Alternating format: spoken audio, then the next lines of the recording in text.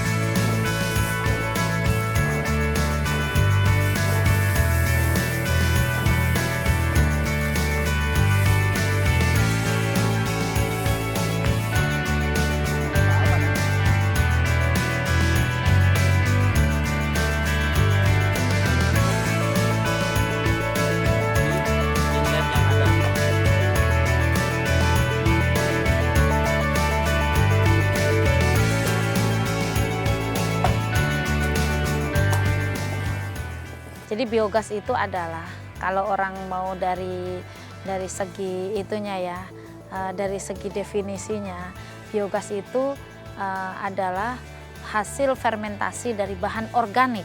Nah, bahan organik itu kan apa aja, bisa dari sampah, dari kotoran manusia, kotoran sapi, pokoknya yang mudah lapuk itu namanya bahan organik. Jadi hasil fermentasi dengan bahan organik melalui bakteri atau mikroba, terus kemudian secara anaerob itu tertutup.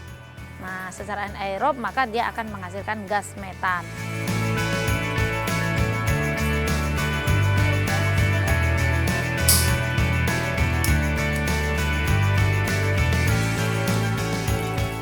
Wujudnya angin, kayak angin aja.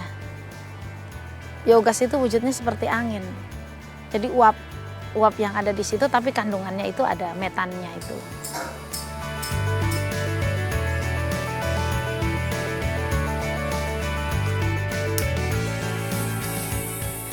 Ini adalah digester biogas yang berasal dari kotoran manusia, dan kotoran manusia ini bisa dimanfaatkan untuk bahan sumber energi alternatif, yaitu bisa untuk masak, bisa untuk penerangan. Nah, ini bisa dicontohkan bahwa di digester ini bisa dihidupkan. Nah, ini dari septic tank kita untuk di rumah tangga itu selama ini orang tidak manfaatkan sebagai energi alternatif, dan kami memberikan teknologi atau mengadopkan teknologi untuk memasak menggunakan bahan bakarnya yang dari kotoran manusia diubah menjadi energi untuk memasak dan penerangan.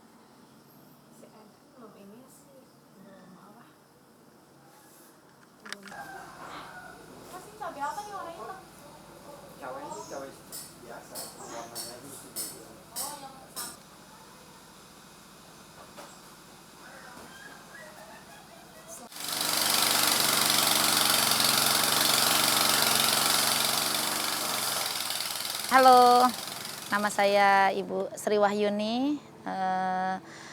Saya adalah penggerak dan pelaku untuk inovasi tentang teknologi biogas, dan kami juga dinobatkan sebagai inovator Indonesia untuk teknologi biogas, baik dari kotoran manusia, sampah, kotoran ternak, kemudian dan sampah-sampah organik untuk dijadikan energi.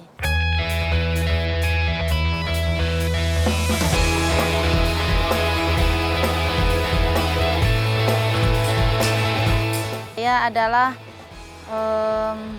lulusan alumni IPB, dari IPB, kemudian sekarang juga saya sedang mendalami ilmu lagi, mengambil S3 tentang pengolahan lingkungan dan sumber daya alam.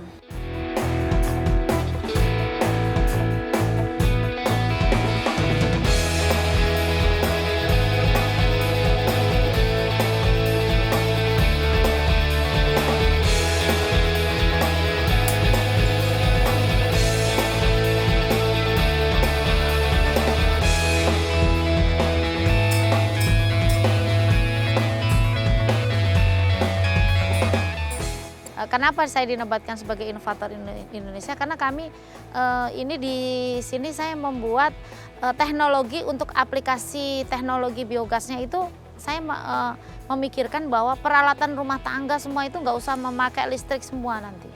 Semua akan memakai biogas. Nah contohnya seperti sekarang peralatan rumah tangga, kompor sudah nggak pakai listrik, nggak pakai itu LPG ataupun kayu bakar. Rice cooker yang tadinya harus pakai listrik, sekarang kita pakai bahan bakar biogas. Kemudian water heater untuk pemanas air untuk mandi, kita juga bikin dari pakai biogas. Kemudian oven juga saya bikin bahan bakar biogas. Sekarang untuk peralatan rumah tangga apa yang menggunakan energi, kan seperti itu kan? Gini, dulu ibu tuh kan lahir itu di Kediri, kemudian sudah besar itu waktu itu SD kelas 1 dibawa ke Pulau Buru, transmigrasi di sana. Di sana ibu itu hidup di pedalaman dan di sana itu tidak ada listrik, tidak ada bahan untuk kita mau masak aja harus cari kayu bakar. Kita mau sedangkan jatah dari pemerintah dulu cuma dikasih minyak tanah itu 1 minggu 2 liter aja gitu kan. Nah, pada saat kita pertama datang, akhirnya saya dari kecil di sana jarang menikmati listrik. Kemudian di sana kendaraan juga susah kan waktu itu karena tidak ada bensin gitu kan. Nah, dengan kehidupan saya di sana saya sering cari kayu bakar, saya sering itu akhirnya setelah saya mempelajari teknologi ini kayaknya ini memang harus saya angkat gitu dan saya harus membuat Indonesia itu supaya bisa menikmati ini karena saya juga dulu udah pernah merasakan di desa itu seperti apa gitu, tidak bisa menikmati listrik. Apalagi di daerah-daerah transmigrasi itu mungkin hampir 60-70% itu belum ada listrik sampai sekarang.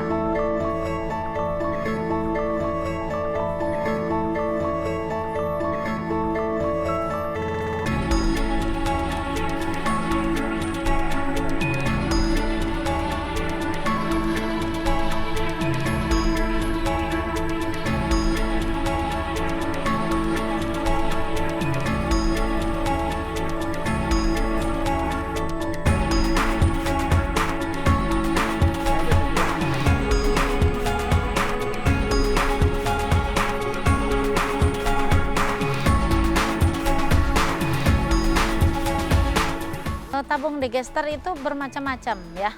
Digester itu bermacam-macam, dia itu mulai dari zaman dulu orang bikin mulai dari plat besi, kemudian dari beton, kemudian dari plastik gitu kan.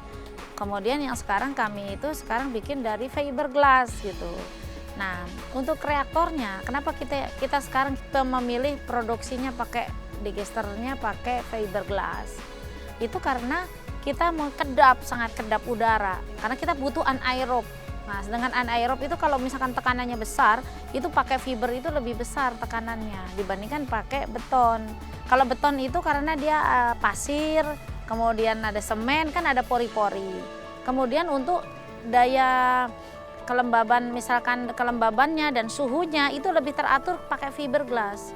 Kalau pakai semen kita pegang, kalau suhunya panas kita pegang panas. Kalau kita suhunya dingin kita pegang dingin gitu kan. Tapi kalau fiberglass itu di dalam itu sudah terkondisi gitu.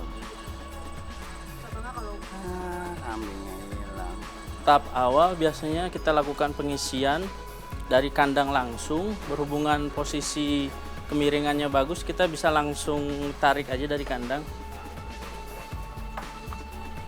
Kotoran yang sudah dari kandang kita bisa langsung tarik memasuki inlet yang ada.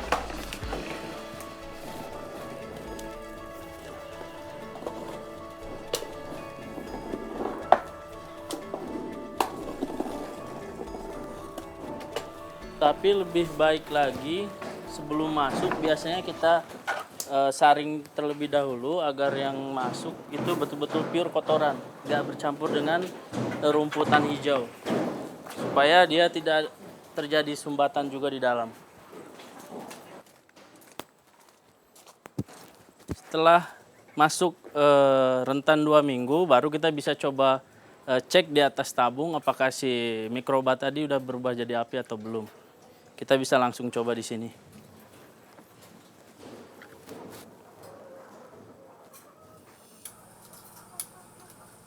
Jika tekanan bagus, dia bakal bersuara kencang sekali, tapi lebih baik untuk mencoba kita pelankan saja. Jika mikroba tadi sudah berubah dan bisa menjadi api, dia di sini bisa langsung mengeluarkan api. Tapi jika dia masih uap air saat kita tembakan korek, dia tidak akan menyala. Dan satu lagi sebetulnya fungsi biogas ini tak ada satu hal pun yang dibuang. Maksudnya untuk kotorannya kita bisa ambil uapnya menjadi api, sedangkan limbahannya sendiri ini bisa langsung dijadikan pupuk organik. Gitu. Samping itu kalau memang produksinya bagus, kita bisa menghasilkan material melalui limbah biogas ini. Setelah tabung penuh, otomatis ini kan sistemnya setiap kotoran masuk pasti ada kotoran juga yang keluar gitu. Jadi di mana bak depan terisi, bak belakang pun penuh. Jadi perbandingan bisa dibilang 50-50 juga sebetulnya. Gitu. Ini limbahan yang tadi yang bisa kita olah lagi menjadi pupuk organik. Dia bisa berupa padat maupun cair.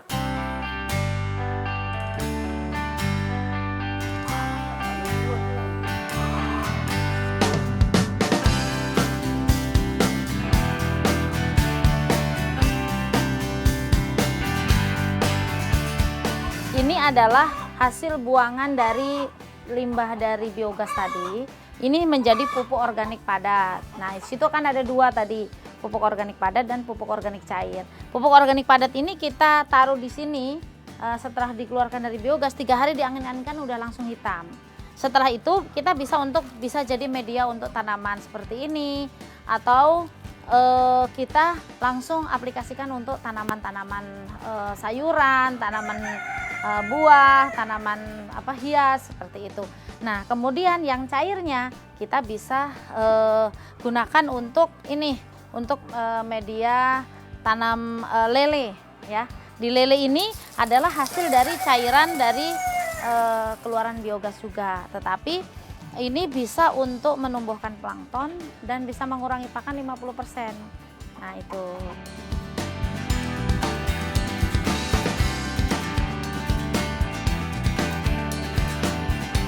Nah, ini contohnya, ini adalah tanaman yang berasal dari pupuk organik yang keluaran dari biogas tadi. Ini kita ini benar-benar organik yang tidak memakai bahan kimia. Nah, ini tomat, kemudian ini ada bayam ya.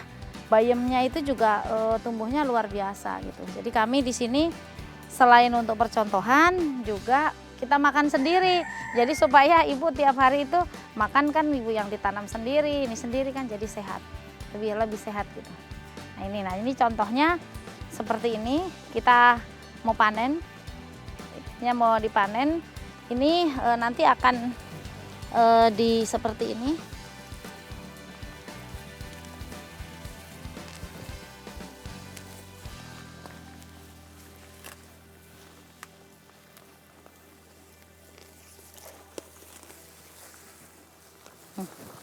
Nah, ini bayam sampai sampai sesubur ini gitu dengan pupuk organik keluaran dari biogas. Jadi Indonesia akan lebih sehat jika menggunakan mandiri pangan dan energi, ramah lingkungan dan berkelanjutan.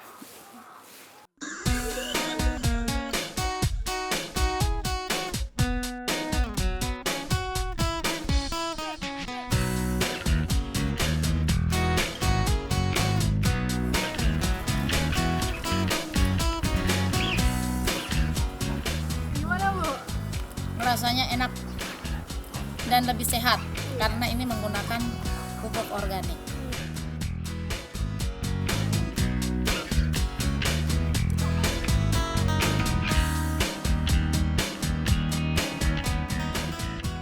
Kita itu kan di Indonesia itu banyak sampah, banyak limbah yang tidak bermanfaat gitu kan.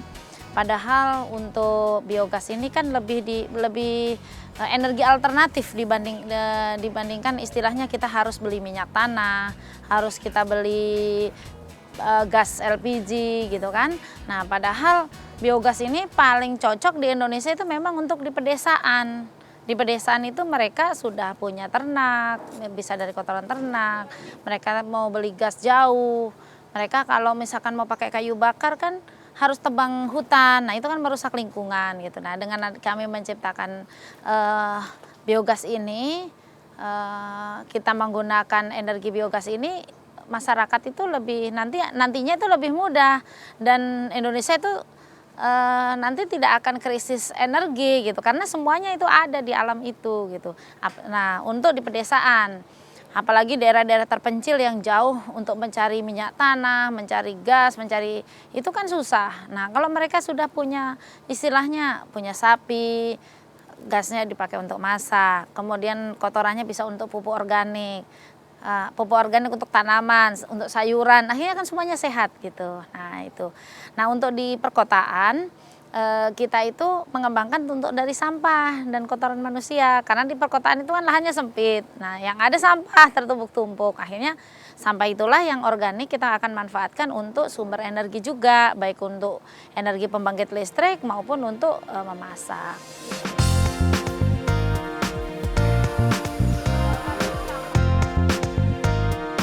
Biogas sebetulnya sama semuanya bisa bagus, cuma mungkin kalau sampah organik itu kan bentuknya kan harus dicoper dulu, dicacah gitu ya.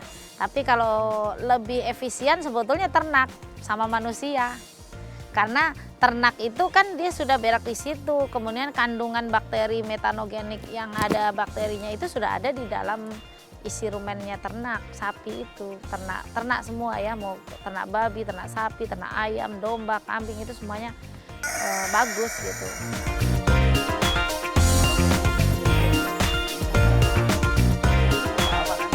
Kalau 2 ekor sapi, kalau kambingnya itu bisa punya 6 sampai 10 ekor.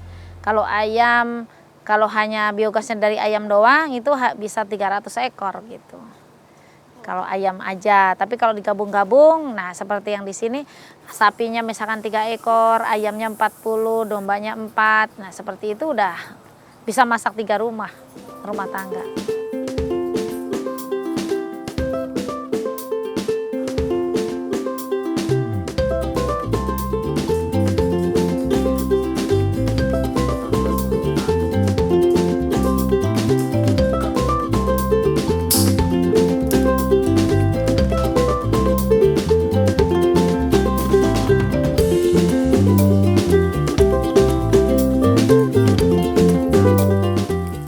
Rumah tangga untuk sampahnya itu nanti bisa digabungan satu RW gitu, satu RW satu tempat itu untuk pembuangannya. Kan itu situ kan bisa ada bank sampah, ada digesternya, itu kan nanti bisa dimanfaatkan juga. Tapi kalau di rumah satu sedikit ya kita bikin namanya biokomposter rumah tangga. Jadi nggak dibikin biogas gitu kalau sedikit gitu. Tapi kalau hanya gabungan semuanya bisa kumpul, itu bikin biogas. Untuk sampah itu yang kota besar, ini di Bogor kita tuh di Bogor memang sedang menggalakkan itu, nanti ada 15 lokasi. Nah tapi yang sudah berjalan sudah agak lama itu yang ada di Cilebut.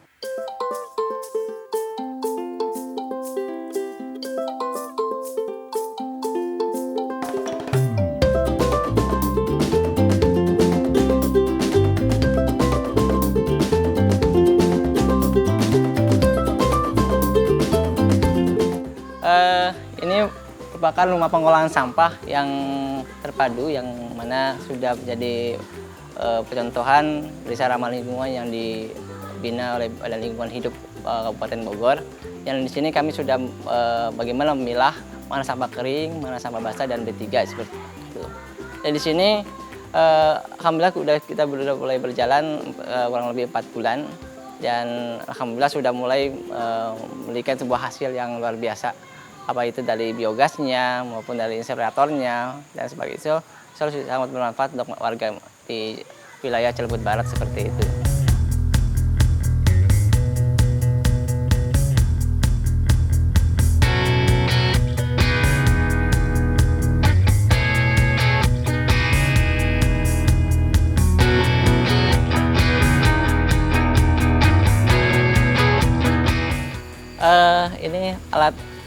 biogas, insenerator biogas yang coba kita optimalkan penggunaannya untuk mengolah sampah basah untuk bisa kita jadikan menjadi biogas seperti itu. Sistem kerjanya gimana, Pak? Oke, dari sampah yang kita angkut itu sudah kita pilah mana yang kering dan basah. Dari sampah basah itu kita cacak dulu selembut mungkin, kita udah masukin ke dalam wadah biogas seperti itu. Untuk innya kita masukin di sini.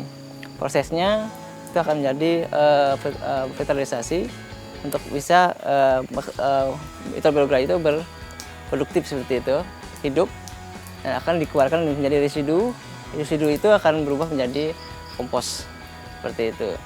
Nah, hasil dari mikroba ini akan disalurkan via pipa dan akan menjadi gas yang tadi kita sudah contohkan. Jadi gas itu dinyalakan di kompor maupun di lampu seperti itu.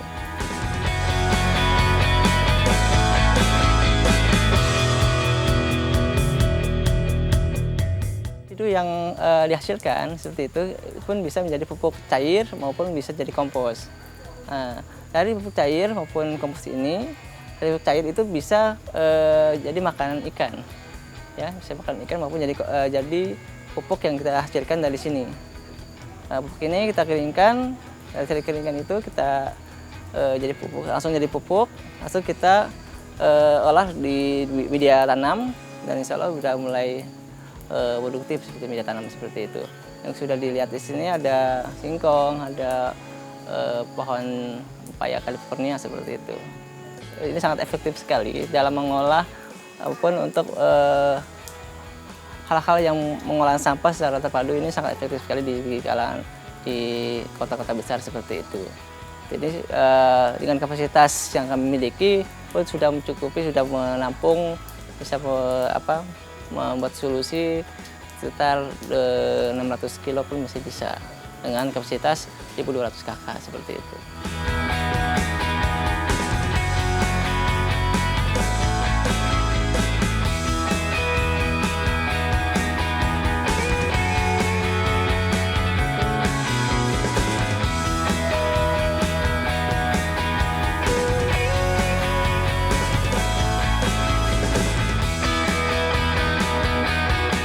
Wah, potensinya sangat besar, luar biasa sebetulnya. Dibandingkan kalau di Cina itu biogas itu satu kali negara sana itu tahun ini misalkan 8 juta unit, tahun depan lagi 10 unit 10.000 unit, tahun sebelumnya berapa itu sudah tersusun dengan rapi. Tapi kalau di Indonesia enggak, ganti presidennya ganti ininya ganti gitu. Jadi untuk renewable energy itu nggak bisa main-main. Harusnya Indonesia misalkan berapa ribu unit digester itu harus dibagikan ke masyarakat di daerah. Karena di daerah itu kan susah untuk mencari minyak, mencari ini. Kalau mereka sudah ada ini, serius dengan ini, Indonesia nggak ada yang miskin sebetulnya.